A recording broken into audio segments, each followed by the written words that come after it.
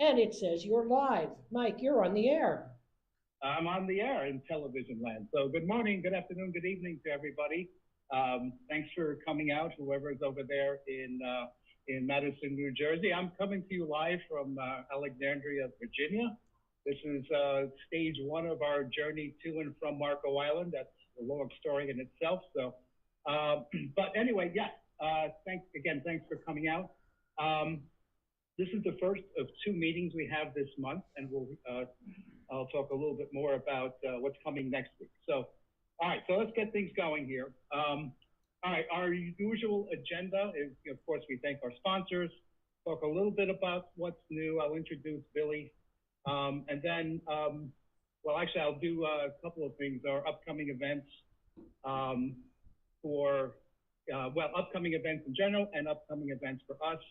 And as I sent in my email this morning, you guys have access to these slides, so you can look at them at your leisure as well. So, okay, our sponsors. Our gold sponsor is Payara.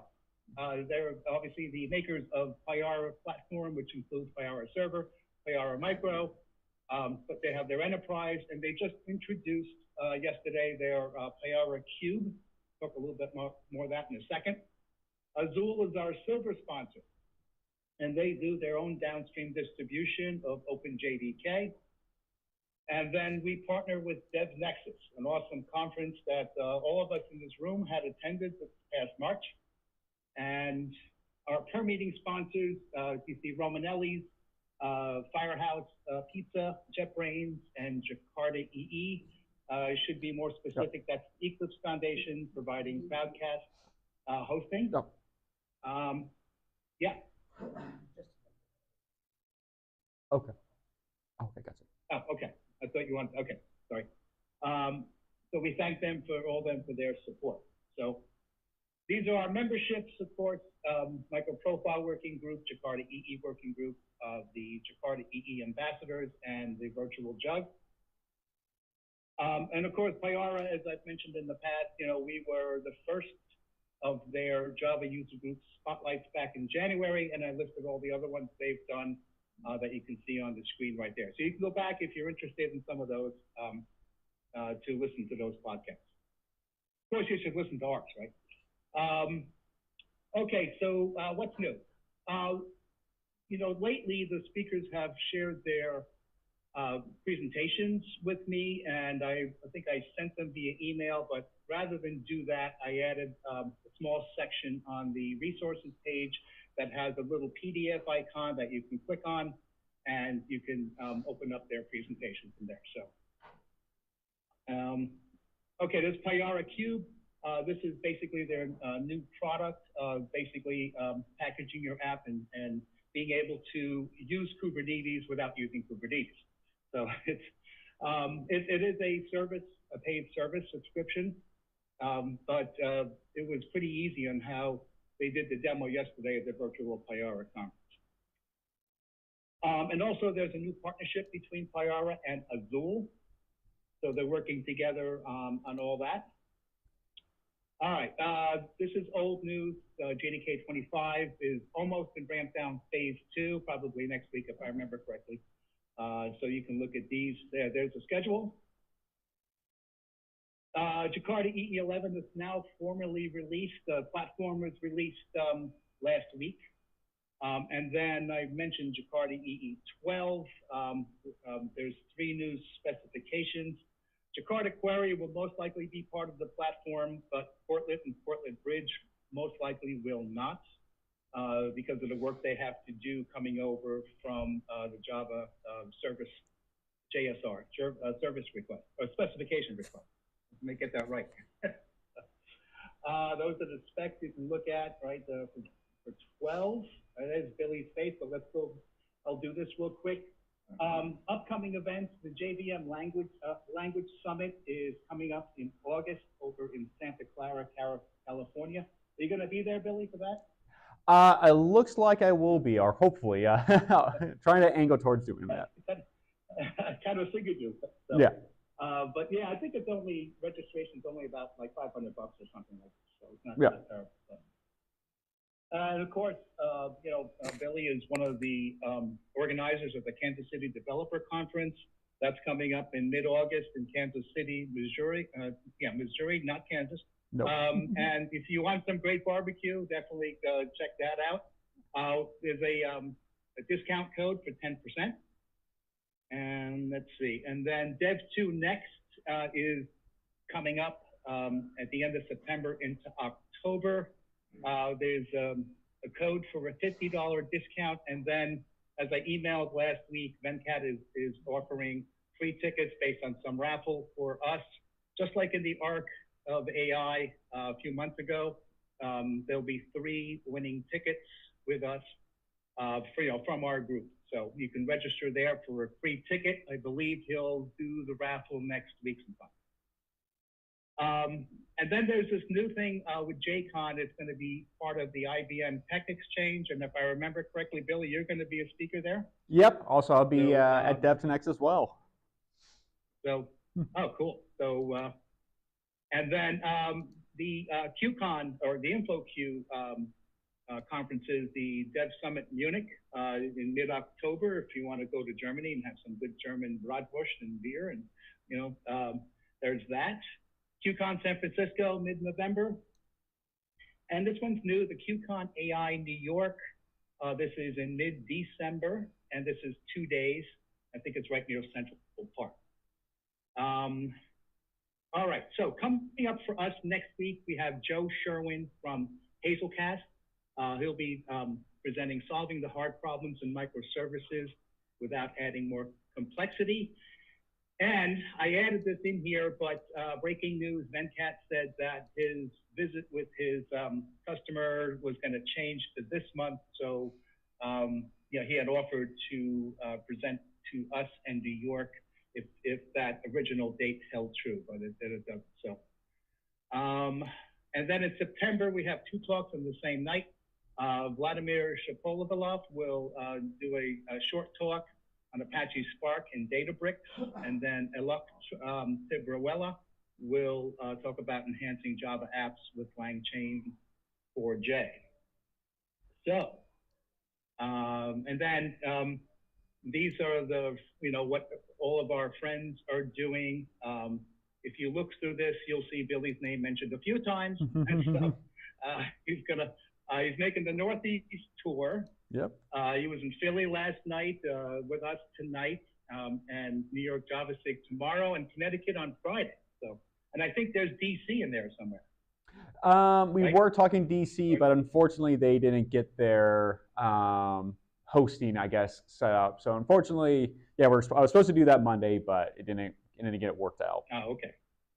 And I think you're doing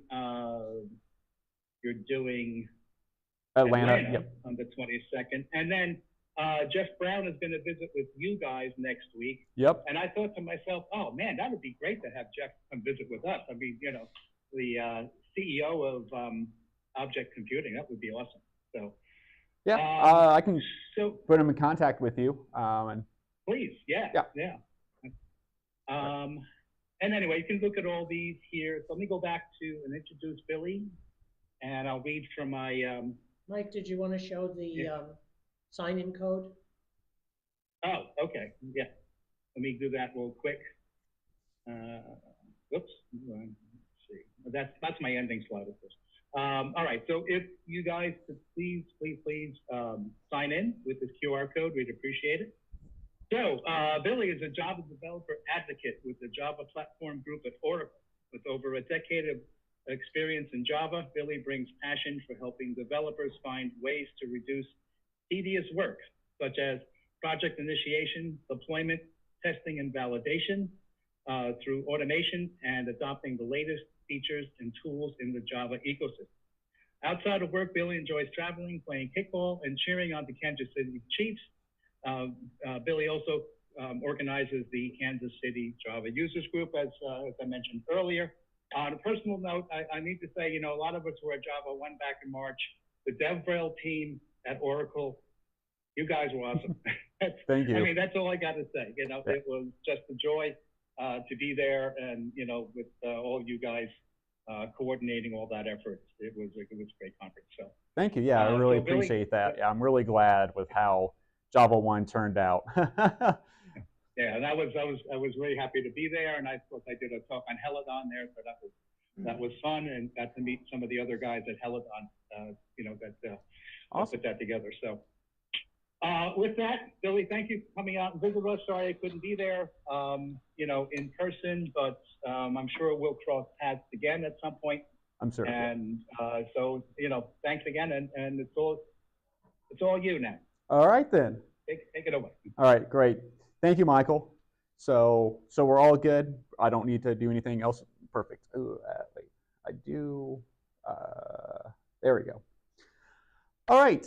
Let me move that just because it's distracting. You can close that. Yeah. You can. As a matter of fact, I'm just going to shut down the Zoom meeting. Okay. Perfect.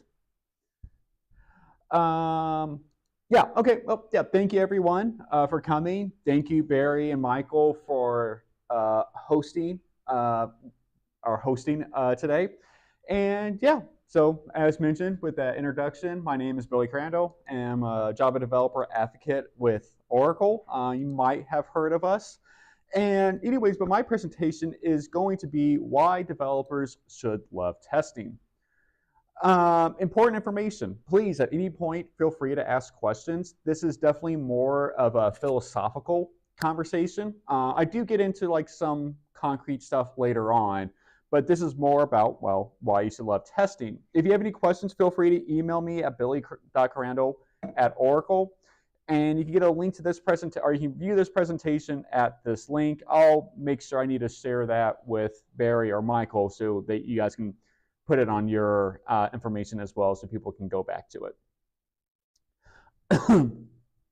If you leave with an intense desire to know more about all things Java, we have some great resources for you. So we have dev.java. That is a website that the DevRel team at Java, which I'm a part of, maintains. And that provides a bunch of tutorials on various Java topics, how to find other Java users groups, like, of course, Garden State Jug, New York Java SIG, and Philly Jug, which we've been talking about. We also have the Java Playground, so if you want to test out new features like they're maybe in JDK 24 or going to be coming out here in JDK 25 without maybe having to install JDK 25 in your local machine, you can also do that. Then there's Inside Java, and that is where like a lot of the JDK developers, as they're working on new projects, they may publish content to there. And we also post some other additional content there. But it's a good way to kind of see kind of like the development process that is happening within a JDK. And then finally, there is our YouTube channel. So how many people are on JDK 17? Anyone on JDK 21? Well, if you're on JDK 21 and then looking to upgrade to JDK 25, we're going to be publishing a series of videos here, probably I think starting in August, late August, I think, where we'll cover how to go through the upgrade process from JDK 21 to JDK 25, as well as covering all the new features and changes that are happening between JDK 21 and 25. So there's some really great content there. So whether you're upgrading JDK 25 here in September, or maybe a little bit later on, those could be some great videos that kind of cover all that you need to know when you're making that move from 21 to 25. Or if you're going from 17 to 21, we also have similar videos there. And then finally, we also have our Inside Java podcast. I guess also, so like, is anyone still on JDK 8? Anyone before JDK 8? Okay. I'm just kind of curious, huh? All right. JDK 4, JDK 11, 16? Okay. Yell that out again. Just yell it out. Say what you said again. JDK 1.4. JDK, I think I'm on 11 and 17 on something else. JDK 4. Okay, that's very. Are you talking about in production or just goofing around? Project, standalone. Okay, all right, standalone project. All right, nice. That's JDK 4 is my first JDK version I use as a developer. That's been a while now. Hopefully you're not using that in a internet setting. Okay, good. All right. Well, with that said, there's 4 major items on our agenda today. The first is why you should write tests. The next is writing tests that you love. And then we'll kind of get into a little bit more implementation specific about writing reliable integration tests and some additional tooling options. So why write automated tests? You know, when you're writing automated tests, especially, you know, a real proper automated test suite, like there is substantial time and effort to writing those tests. You know, there's also then once you write those tests and then you continue to update and work on your code, well, there's a substantial time commitment to then maintaining those tests. If you make a change to your code, whether that is like a change for like, you know, within like the business logic of your code or updating underlying dependencies, well, that's probably going to mean or should mean they're going to need to be updating some amount of tests. So all this time spent working and maintaining tests could be time spent writing your quote unquote production code. And if we're talking about really advanced automated test suites, you might be spending more time, perhaps significantly more time, writing and maintaining these automated tests compared to the writing and maintaining your code. So why do we need to write these tests? We can't just be like, oh, you know, it's a best practice, or because someone says we should do test-driven automation, we must then also do that without really understanding why.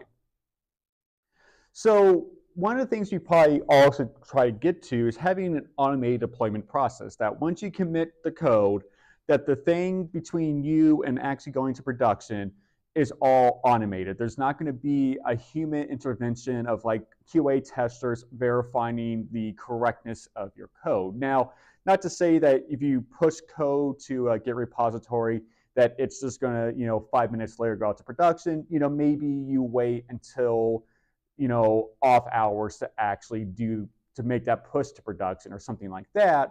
But all the same, there's not going to be, again, some human in there verifying the correctness of the code before it goes to production. It's going to be all automated processes to make sure that your code is correct. So of course, if you're going to do that, you're going to have that only you would, to make sure the code is correct, that you're not pushing out all kinds of bugs or issues to production, you're going to depend upon automated test code or automated testing to make sure that the code is correct. It's you know, the bricks upon which the house of automated deployment, continuous integration, continuous delivery is built upon is automated testing. And so another additional reason that automated testing is so important is kind of what I like to call the dependency iceberg. Now, maybe this is just more a me thing and I'm just applying to everyone else, but I remember earlier on in my career, like the kinds of applications I was working on were pretty large, quote unquote, monolithic applications. And because, you know, this application composed, you know, hundreds or thousands of classes, and those classes, some of them could be thousands of lines long themselves and very substantial business logic. Like, I think within my head, I was thinking like, oh, the code that I'm pushing out there, the code that's actually running in production is mostly all the code that I wrote. But the reality is that the code that you're actually working on, the first party code that is implementing whatever business logic for your organization, is really only a small fraction of that code actually going into production. That the code that's actually running out there, or the vast majority of the code that's actually running out there, is a code your code depends upon. So like whatever frameworks that you're using. So if you're using, how many people are using Spring? So yeah, or is anyone, yeah, or anyone, or so either it's Spring or Quarkus or Micronaut or MicroProfile or Helidon.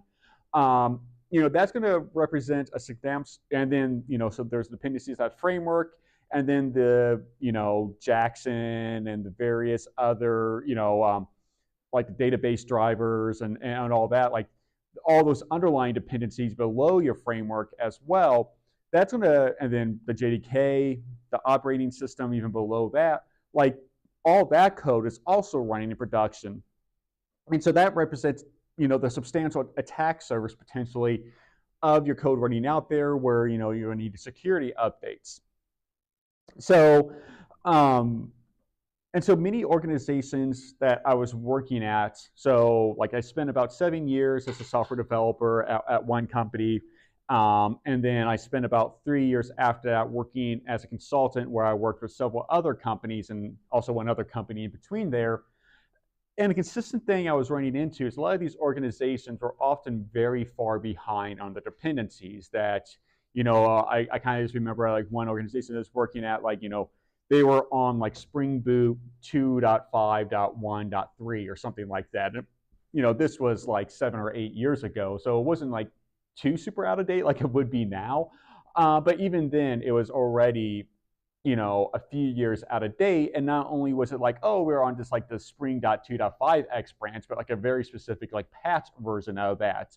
And datas weren't updating. And then a lot of other dependencies weren't updating. And this was a consistent theme I was seeing at many of these organizations I was working at, is that they would get to some specific version and then it would just be put in amber. Like they're just not going to update anything unless it was like absolutely necessary or something like that. And why was that? Well, because whenever we made an update to those underlying dependencies, well, then that would necessitate a full regression test. And because we were depending upon a manual process to verify the correctness of the codes, like we would send it off to our QA testing department, where they would then manually go through that application and make sure that, nothing was broken. That was a very expensive time and laborious task. And not only that, when you're updating a underlying dependency, it's hard to know how that dependency could affect the end result of the application. It's not like, I updated this one class within the application, in which case you'd be like, okay, this one class relates to this one part of the application. Like, you kind of have an idea with that. So then that way you go to the QA department, like, hey, yeah, you just only need to test just this one part of the application and you should be good. Yes, Barry.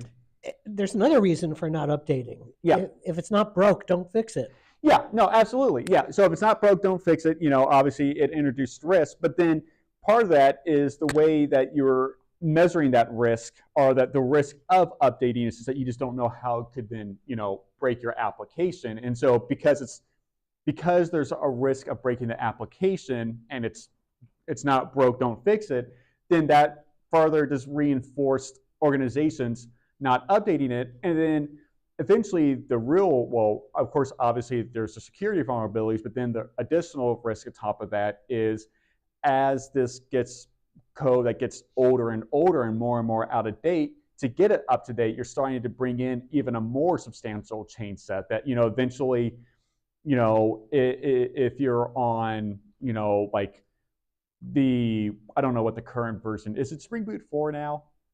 Something, maybe. It's still 3? 3.5. So yeah. So like, let's say like right now we're on the 3.5x, version of Spring Boot, and whatever the current patch version is.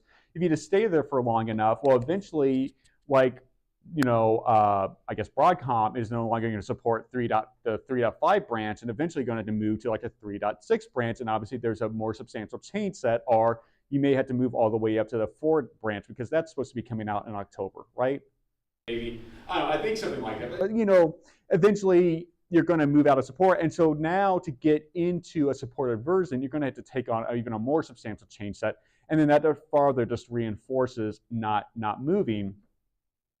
So, but yeah, so manual testing has costs. There's a high effort, as I mentioned, to do regression testing. And then that further just disincentivizes keeping dependencies up to date. That with every dependency update, you may have to do a manual regression test. You're not going to do it. You get farther and farther behind. And so that is why you want to do a automated deployment process that can allow you to keep more up to date. But there's also additional benefits.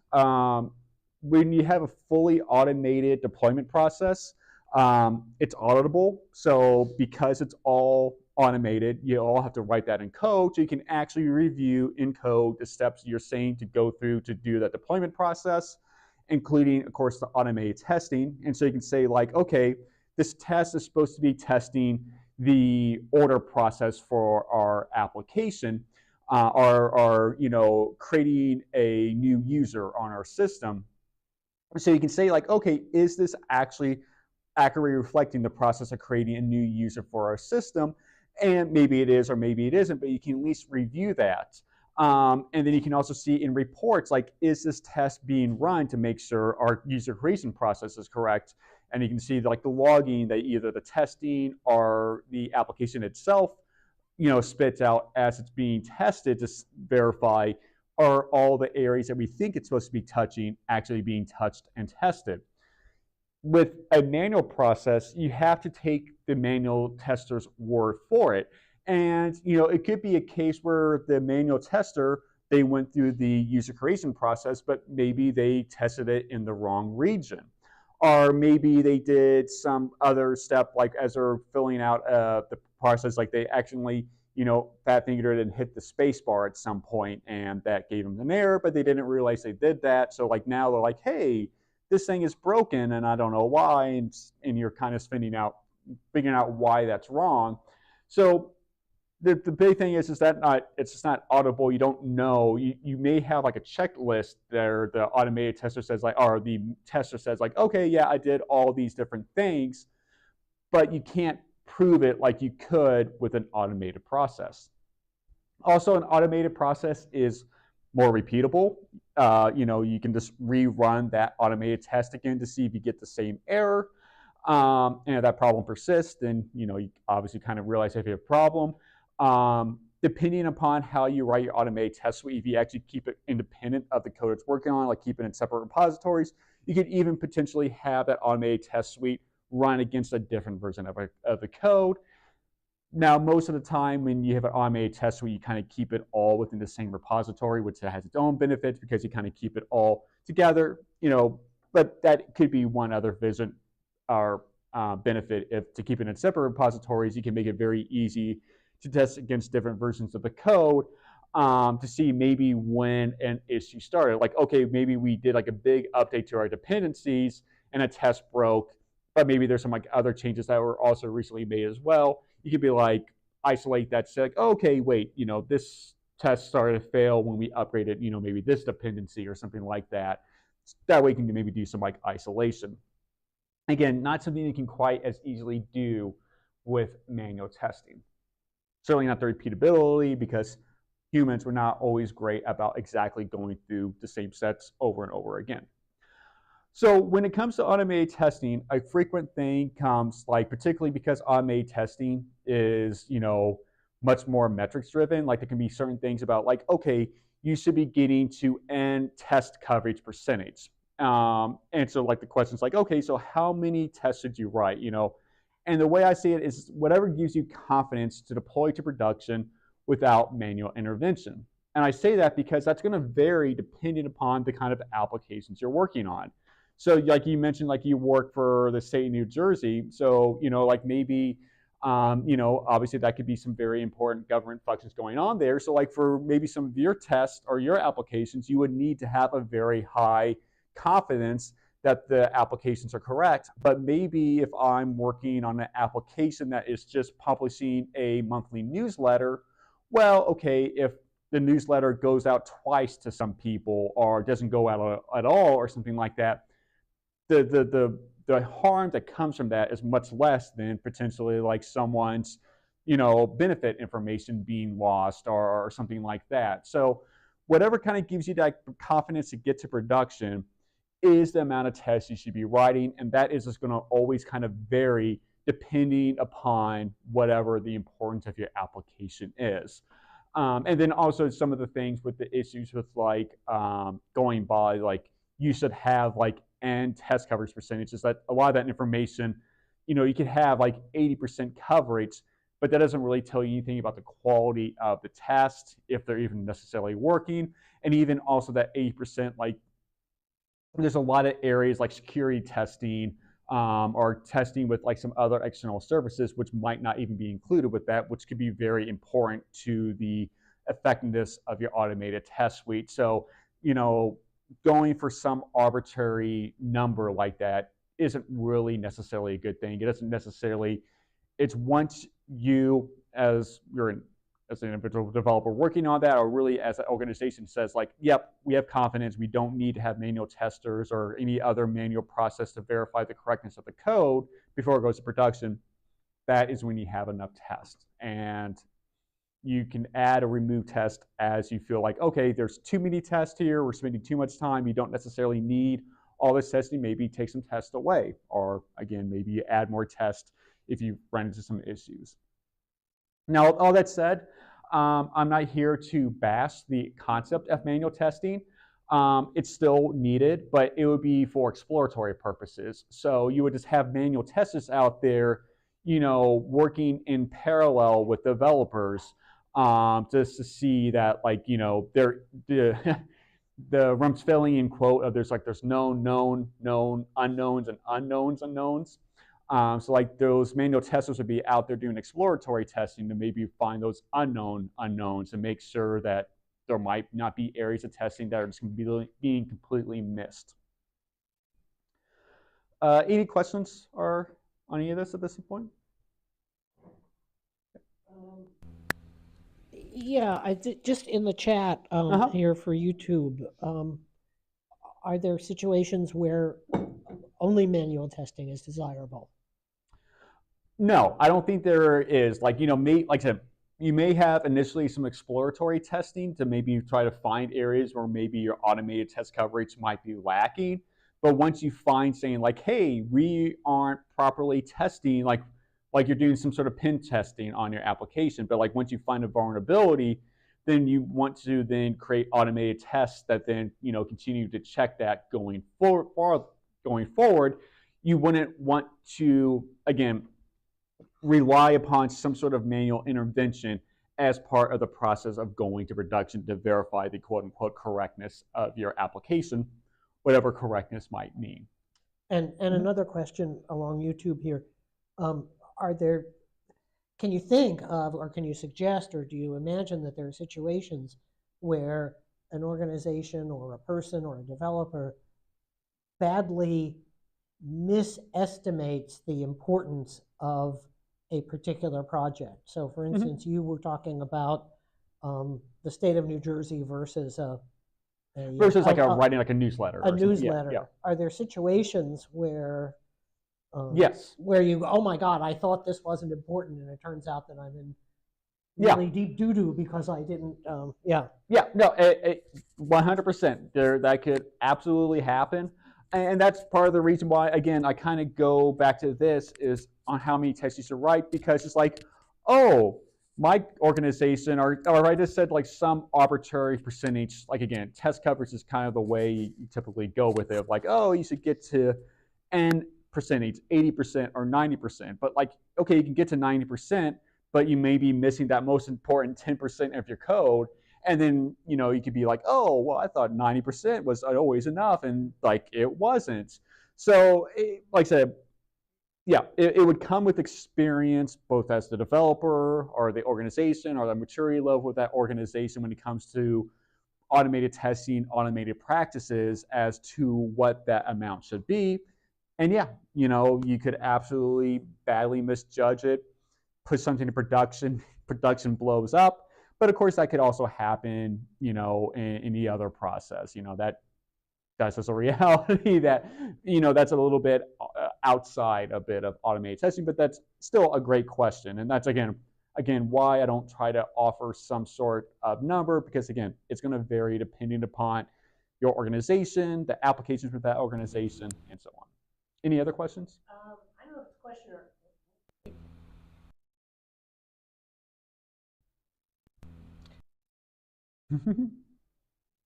I'm trying to get him. Yeah.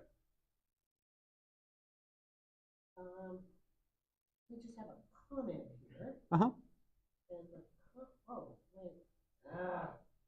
Now you can double. No, here we go.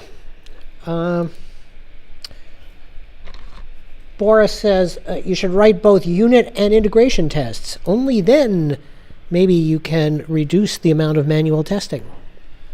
Yeah, so I'll get into that a little bit. And that's also why I don't really get into also like this, how many tests you write. I don't try to get into unit testing versus integration testing versus end-to-end testing or any of the particular types of testing on this, just because like that, sometimes people are like, oh, you should write, 10 unit tests for every integration test and like 10 integration tests for every end-to-end test or something like that.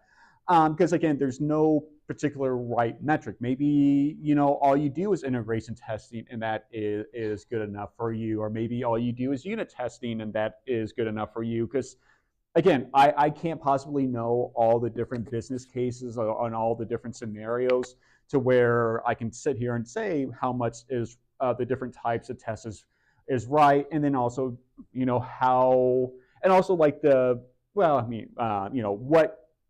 the exact definition of a unit test, the exact definition of an integration test, there can be a bit of a spectrum there at some point. There can be definite clear unit tests where you're just testing a specific method that doesn't call out to anything, but what maybe some people consider integration tests can start to get a bit fuzzy of like, okay, if you're calling between, like if you're testing your underlying library or something, is that an integration test or is that a unit test? So yeah, maybe you have to do both unit and integration testing, or maybe you can only do one or the other. It's going to kind of depend upon whatever that means for that application. How can I write tests I love? So again, this is kind of going by my own experience, and maybe I'm the only one that kind of felt this way or did it this way. But when I initially started writing automated tests, I always kind of felt like, oh, it's just it's just test code. Who cares? I did like a lot of copying and pasting and not really caring how that code would look compared to my, production code where, I would have spent a bunch of time refactoring and working on it to make it look nice. Like I would just kind of let that testing code go. The issue with that then is that it eventually becomes even harder to maintain those automated tests. Again, with a very large quality and mature automated testing suite, you can start spending more time writing and maintaining those tests. And if you're spending a huge amount of time maintaining those tests, well, eventually you're going to start to feel that's not worth it. And so that starts to slip. So it's important to treat your tests with the same care as your production code. I'm not necessarily saying you need to treat it the same way as production code.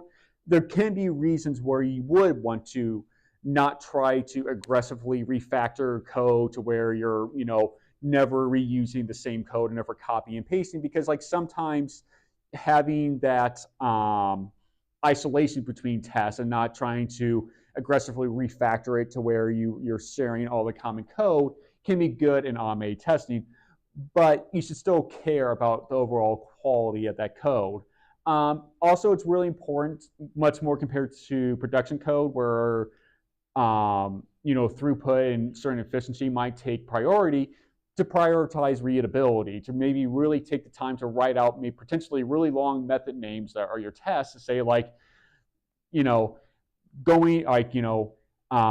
creating a user with a null name, middle name field to check for this exception or whatever it might be, like just writing that all out, not trying to, keep it really small. And yeah, continue to refactor tests as needed.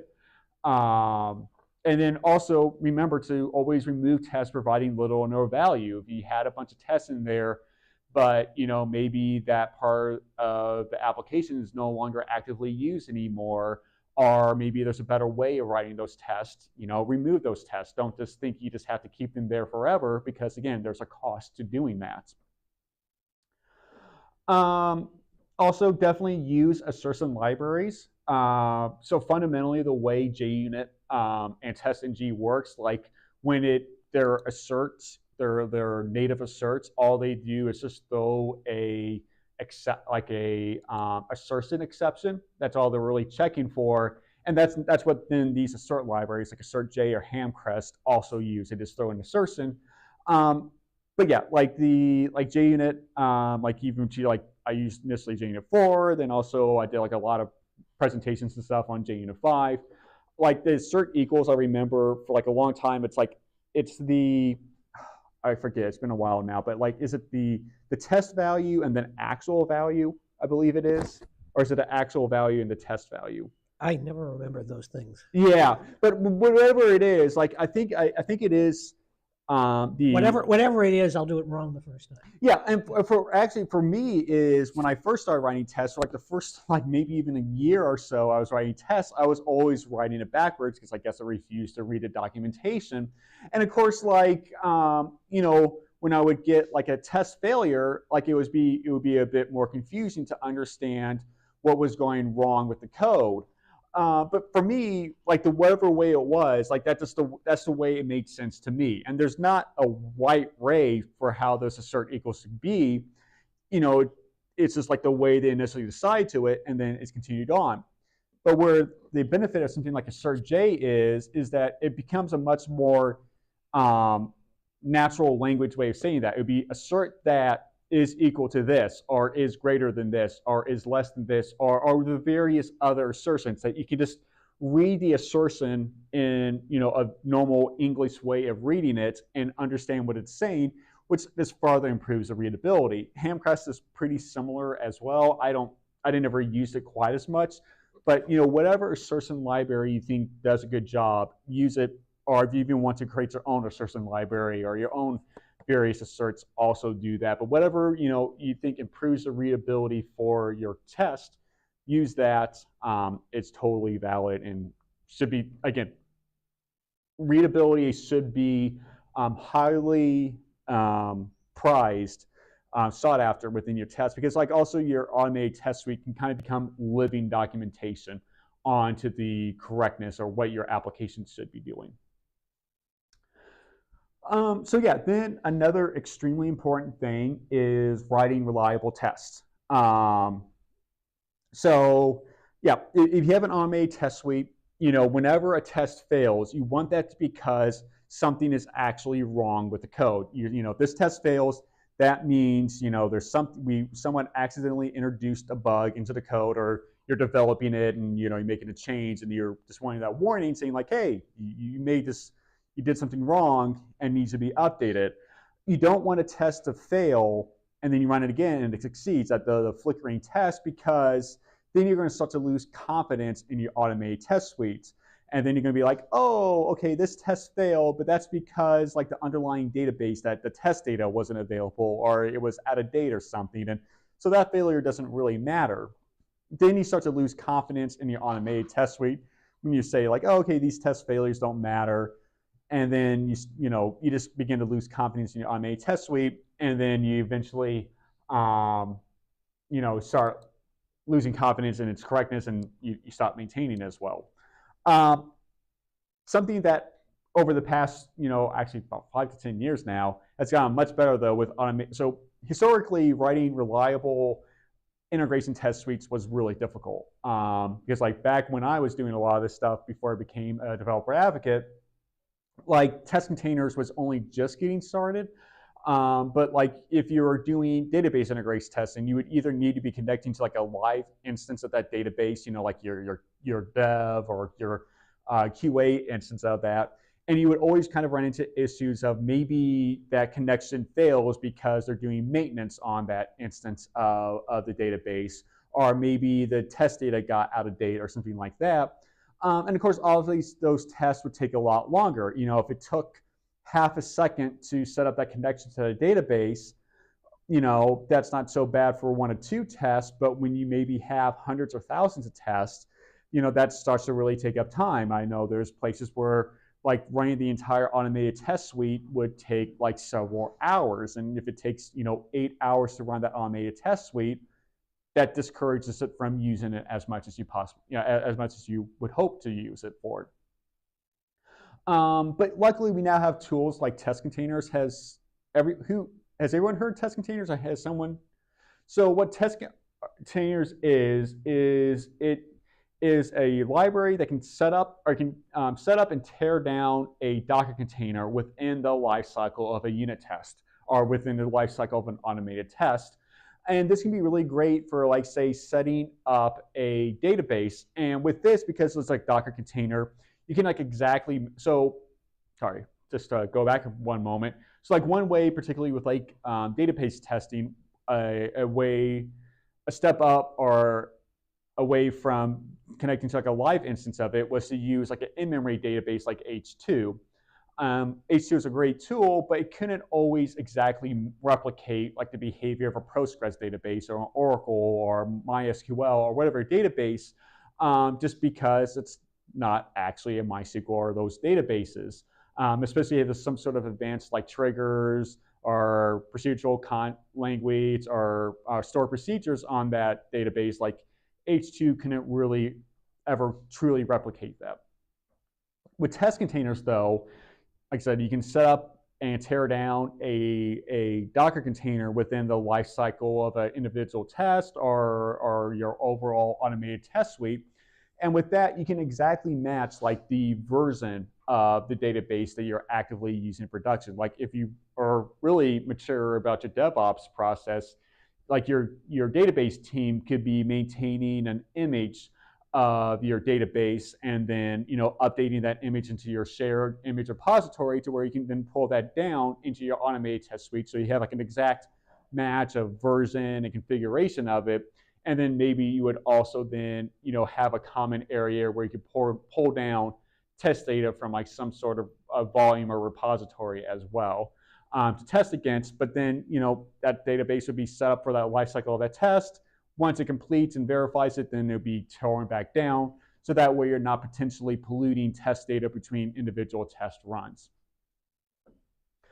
Yeah, kind of exactly going over what it's kind of the points I just made as well. Oh, and then the other thing is like you also don't have to worry about like maintaining like a local instance. Like that was another thing I tried doing as well. It's like, okay, we're using a Postgres database like version, whatever it was at the time, but like maintaining a local instance of that on my machine, particularly when it comes to like all the different data tables and data on that, that became a lot of effort. And then you would have the issue of like, oh, it works on my machine, but then it doesn't work, on the QA server or the Hudson server or whatever it might be. So again, you don't have to worry about maintaining it on your own system. A very controversial thing within automated testing is mocking. Of all the different Java mocking tools out there that I've used, which is like PowerMock, JMock. I always found Mockito to be by far the best and most easy to use. And also kind of like AssertJ or Hamcrest, like it had really good expressive language for how you write those. But yeah, mocking can be very useful. I think a lot of times what people run into when they're trying to do mocks is when they're trying to replicate the behavior of the underlying layer as though it's like real versus trying to get specific conditions out of the underlying behavior to test the code you're actually running. So like a good example could be like handling like a weird database exception. Like what happens if like some data conditions that should never really happen but could potentially happen within your database, instead of trying to get like a database or something into that specific condition, you could just use a mock to say like, what happens if we just send back null for every single field? Can our code that's reading from the database handle that appropriately? That's where mocks could be very useful. Or what happens if like this specific exception occurs? Can this code handle when that exception occurs?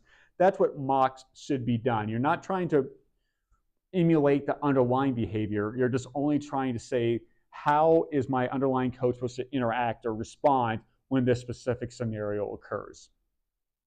I think also, yeah. Also, I think something that helped really clarify this, there's this article by Henri Tremblay, who is the leader of the Montreal Jug, and also a Java champion, where he goes through like there's like I think it's like 5 or 6 different types of mocks, because like there's the dummy, there's the stub, there is the spy, there's the mock, there's the fake, and there's the things like that, and that helps going through like what all those different types of mocks are can help explain when and how mocks should be used. So I definitely would recommend checking out that article as well. Another thing, so performance testing is incredibly difficult most of the time, unless you're really working at scale, or maybe you have like a specific application need, performance testing isn't necessarily always needed. And it's always very difficult, but at least one tool that's really nice that's a bit newer is JFR unit. So it's based upon the JDK flight recorder, which is a really great observability tool that's actually built into the JDK as well. Which was nice with JFR unit is that it's all contained within the JVM itself, and that could be a good way of have a portable audit our performance testing. So if you're kind of maybe testing, say like, oh, how long does it take, or how many times are you maybe doing specific things within the JVM at the JVM level, JFR unit could be very useful for that. Another really nice practice and some tools for it could be contract-driven development. So if you have like a front end and a back end, and they're separate deployments, so like you have like a front end JavaScript utility, and then the back end that's also being separately developed. A big issue as you're maybe starting development or maybe making some major addition to that those applications is that that process doesn't necessarily go at the same rate. Like the backend developer, maybe they get some sort of production issue, or the backend developer, the team goes on some vacation or whatever it might be. So like maybe they aren't doing any work on it for like a week or two or a month or two or something like that.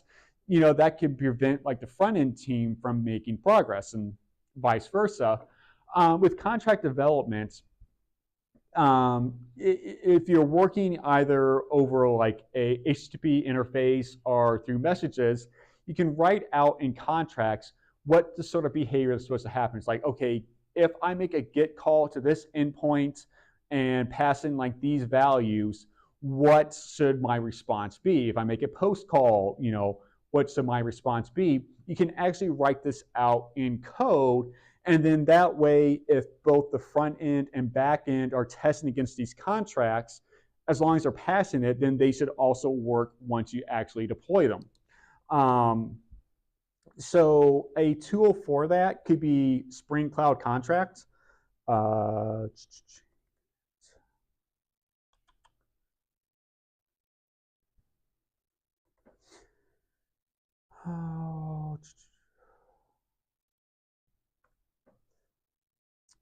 there we go. So I have a couple of examples of doing this. Here, this is as you can see, a kind of an older repository now. It's like 4 years since I last made any changes to it, and it's already over 6 years old. But I have some examples where I am using Spring Cloud Contracts for doing this testing. Here's a more advanced example as well, where I kind of demonstrate how to use Spring Cloud Contract, where you can test the front end and back end.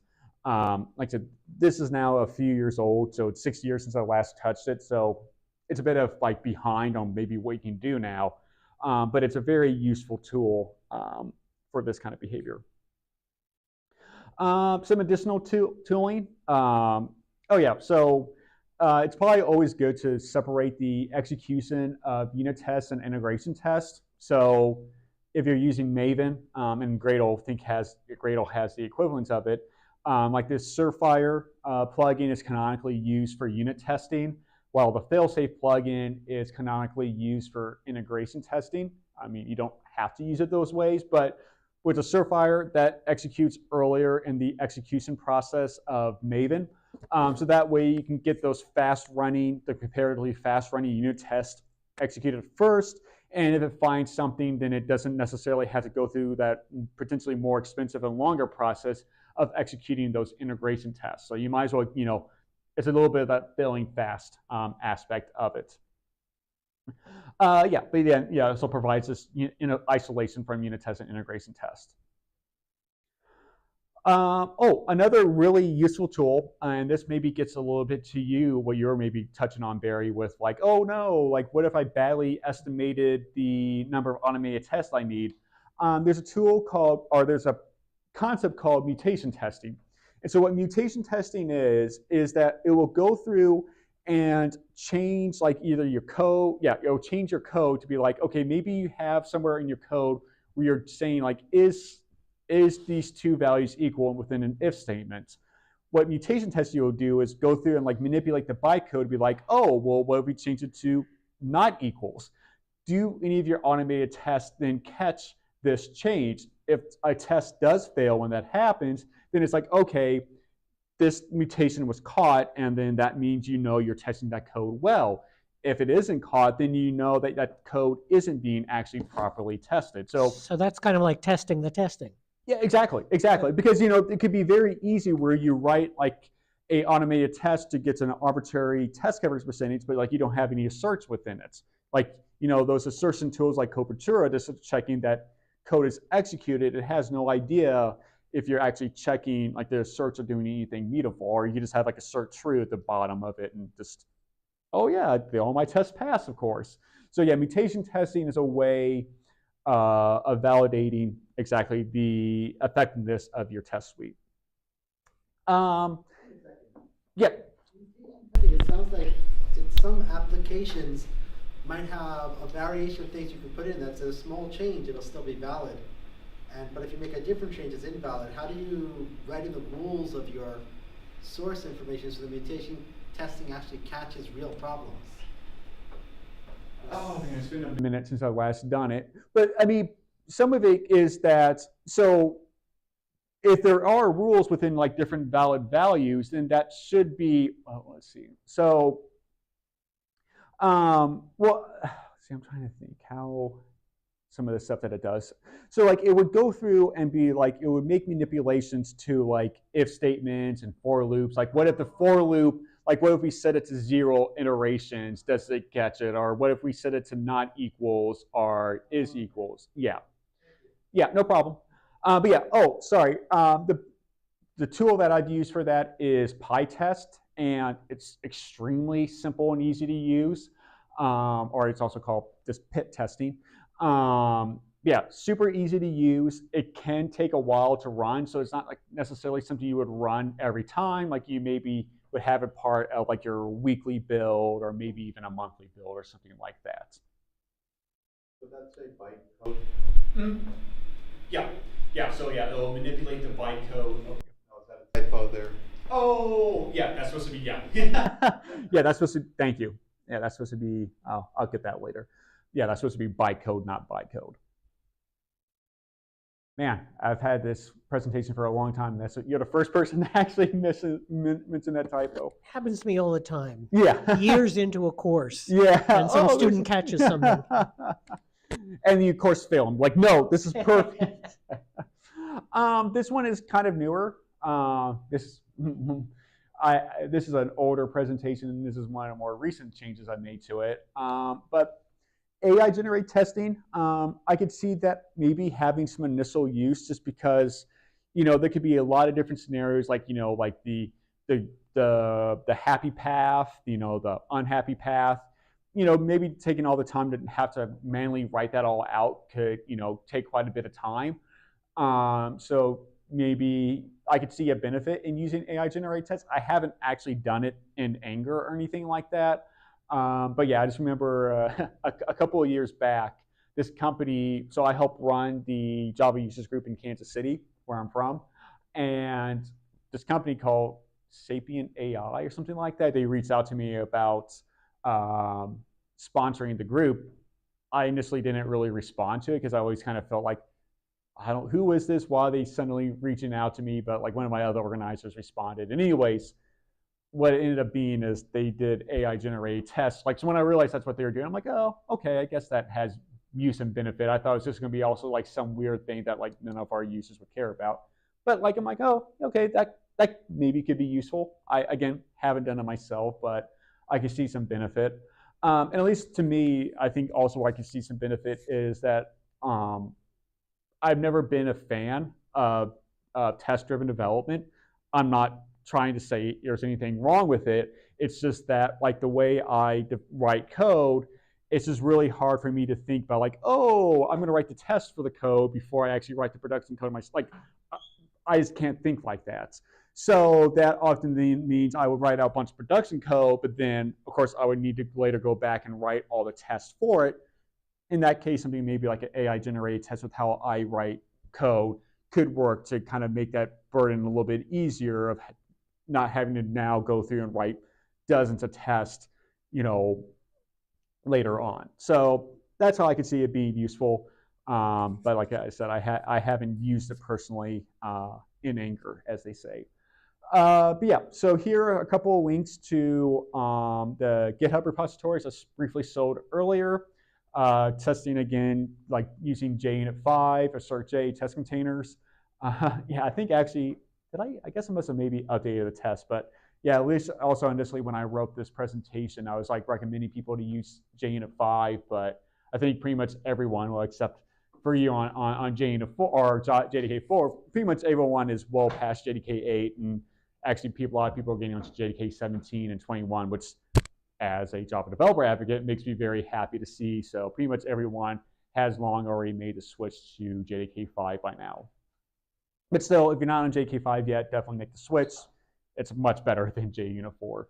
Or, yeah, you know what I'm saying there. That said, wait, I'm not on Twitter anymore. I need to update that. But yeah, please reach out to me. Yeah, especially not now. Like I gave up on that 2 years ago. And basically every day since then has just been a validation on that decision to stay away from there, especially now that, well, I don't know if you've been following the news on what Grok is now calling itself. I won't repeat that here, but it's just like, yeah, that has been a good decision to give up on Twitter. That said, yeah, any more questions? Yes. I'm delighted you made that comment about test-driven development, and I haven't been to a talk on software tests in quite a while, but as you were going through it, and I did come in late, so maybe you did say it, but I didn't hear you say APIs.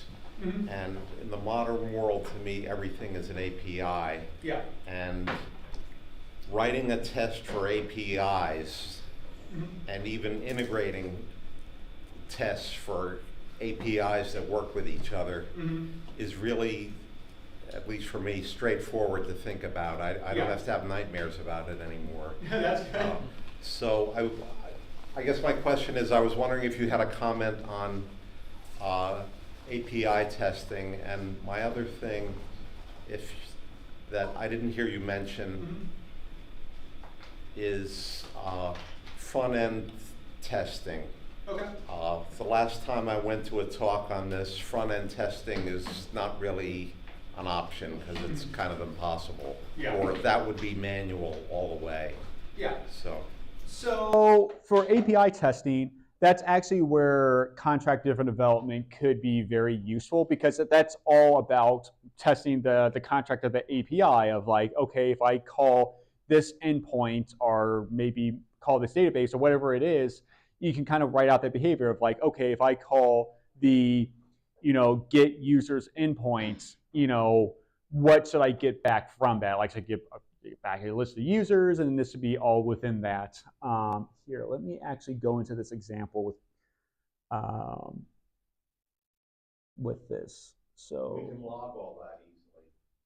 Sorry? We could log all those tests easily. Yeah.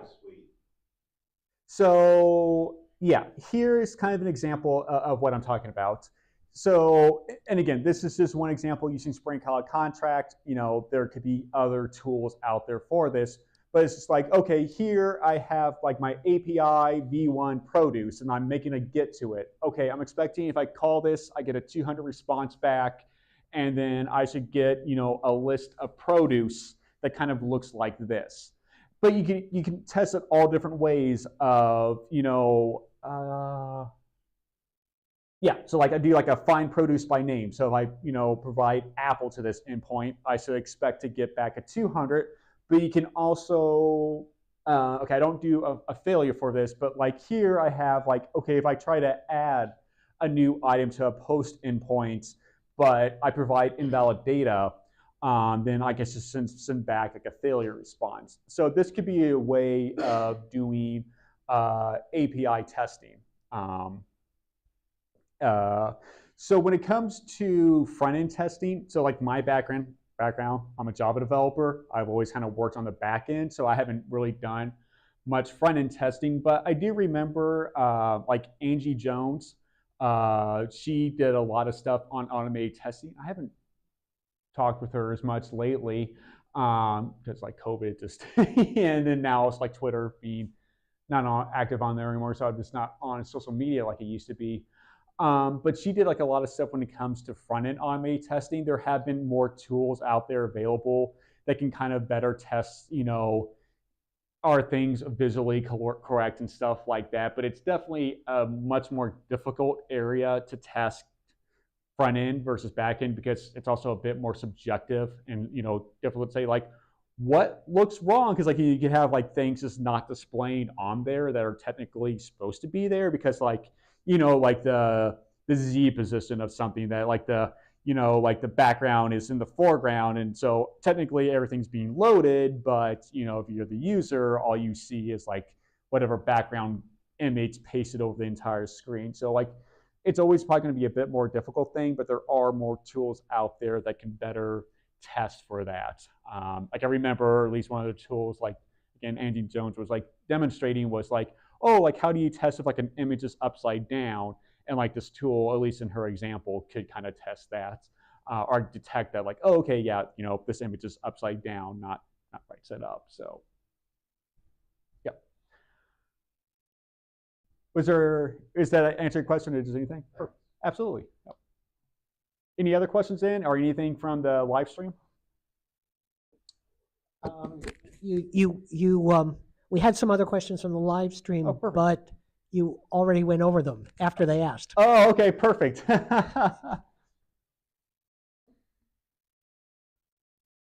Nice. Well, again, thank you everyone for coming. Go again to here.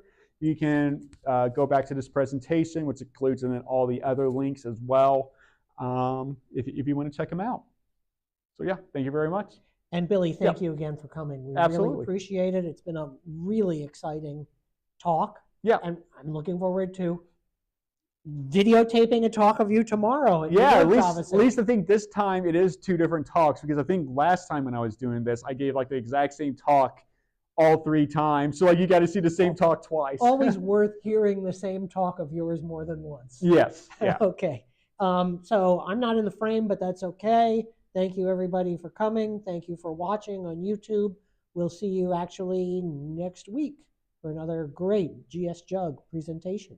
Bye-bye for now. Bye. Thank you.